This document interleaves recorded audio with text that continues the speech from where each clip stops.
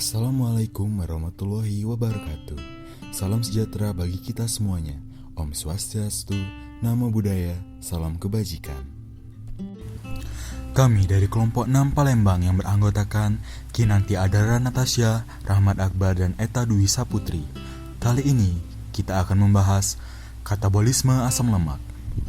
Asam lemak adalah asam organik yang terdapat sebagai ester trigliserida atau lemak, baik dari hewan maupun tumbuhan. Merupakan asam karboksilat yang mempunyai rantai karbon panjang. Sumber asam lemak adalah lemak yang berasal dari dikonsumsi dalam makanan, disimpan dalam sel sebagai tetesan lipid, disintesis dalam suatu organ untuk diekspor ke organ lain.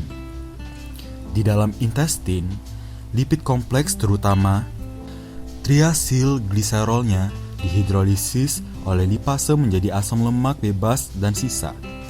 Enzim lipase diaktifkan oleh hormon dan epinefrin, dan enzim dibantu oleh garam atau asam empedu yang disekresi oleh hati.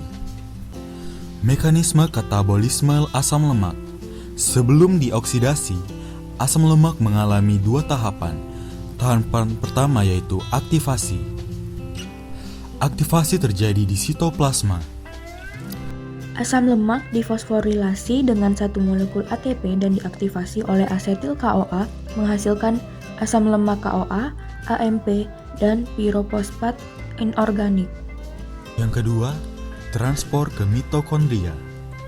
Pengangkutan asam lemak CoA dari sitoplasma ke mitokondria dibantu karnitin yang terdapat pada membran mitokondria. Beta oksidasi berlangsung dalam 4 tahap. Yang pertama, dehidrogenasi asam lemak CoA untuk membuat sebuah rantai ganda trans antara karbon alfa dan beta. Yang kedua, hidrasi rantai ganda. Yang ketiga, dehidrogenasi grup beta hidroksil ke keton. Yang keempat, asilasi, yaitu penambahan CoA dan produksi asetil CoA. Dan yang terakhir, beta oksidasi, terjadi berulang-ulang hingga semua atom C sudah menjadi asetil CoA. Siklus Krebs. A.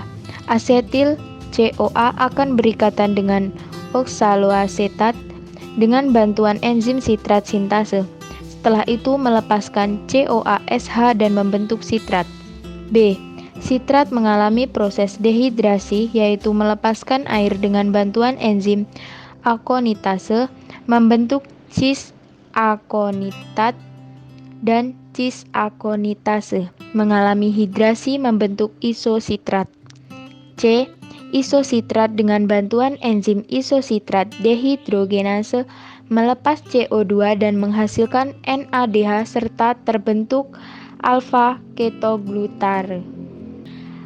D. Alfa-ketoglutarate dengan bantuan enzim alfa-ketoglutarat dehidrogenase kompleks berikatan dengan CoASH dan melepas CO2 membentuk susinil CoA.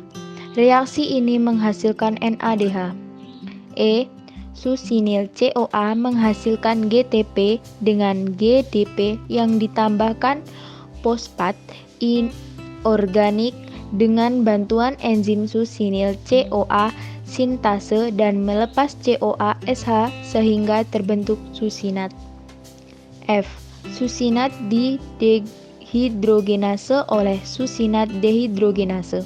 Artinya pada tahap ini melepas atom hidrogen dan menghasilkan FADH2 serta terbentuk fumarat. G.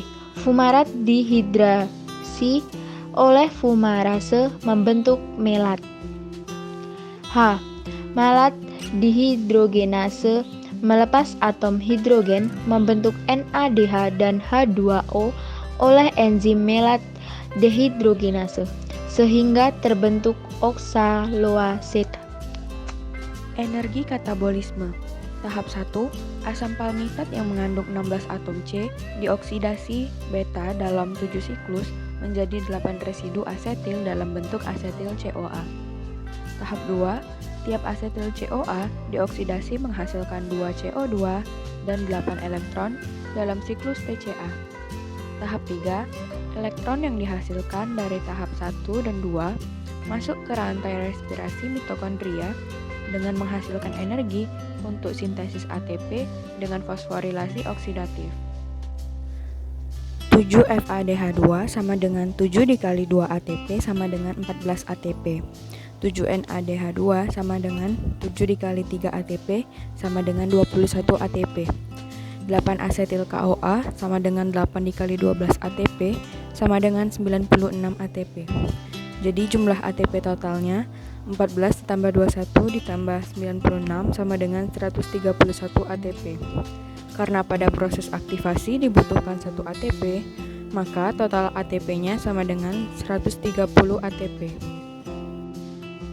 Kesimpulan, asam lemak adalah asam organik yang terdapat sebagai ester trigliserida atau lemak, baik dari hewan maupun tumbuhan, merupakan asam karboksilat yang mempunyai rantai karbon panjang. Sumber asam lemak adalah lemak yang berasal dari dikonsumsi dalam makanan, disimpan dalam sel sebagai tetesan lipid, dan disintesis di dalam suatu organ untuk diekspor ke organ lain. Sebelum dioksidasi, asam lemak mengalami 2 tahapan, yaitu aktivasi dan transport ke mitokondria.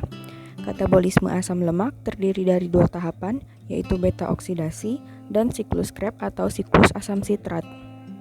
Sekian hasil diskusi kelompok kami, lebih dan kurang kami mohon maaf. Wassalamualaikum warahmatullahi wabarakatuh.